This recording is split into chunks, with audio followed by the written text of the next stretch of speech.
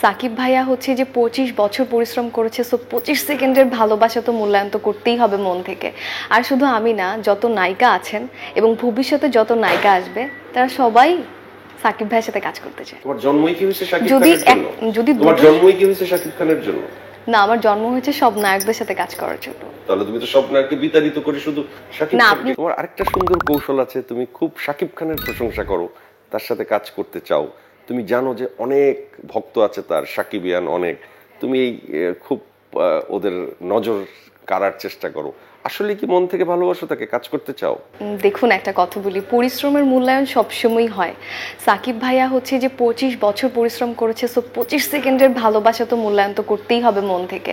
আর শুধু আমি না, যত নায়িকা আছেন এবং ভবিষ্যতে যত নায়িকা আসবে তারা সবাই সাকিব ভাইয়ের সাথে কাজ করতে চায়। আন্তর্জাতিক মানসম্পন্ন টেম্পার গ্লাসের ওয়ালটন গ্যাস স্টোভ, আপনার রান্নাঘরের পারফেক্ট পার্টনার। ওকে, তোমার আরেকটা সুযোগ আসলো যেটি ইন্ডিয়া থেকে আসছে, তুমি দেবের নায়িকা হবা, সাথে আবার আরেকটি সুযোগ আসলো দেশে শাকিব খানের নায়িকা হবা। তুমি কোন সুযোগটা নিবা? আমি সাকিব ভাইয়ের সাথে সুযোগটা নিব। তোমার চেয়ে মানে দেবের চেয়েও শাকিব খানকে তোমার সুযোগের ক্ষেত্রে প্রায়োরিটি, তাহলে তোমার তো একটাই প্রায়োরিটি, শাকিব খান। হ্যাঁ। তোমার জন্মই কি হয়েছে শাকিব খানের জন্য? তোমার জন্মই কি হয়েছে শাকিব খানের জন্য? না, আমার জন্ম হয়েছে সব নায়কদের সাথে কাজ করার জন্য। তাহলে তুমি তো সব নায়ককে বিতাড়িত করে শুধু শাকিব না, খানকে। আপনি বলেছেন যদি দেবের সাথে সুযোগ আসে কিংবা সাকিবের সাথে সুযোগ আসে, দুটোর মধ্যে একটা।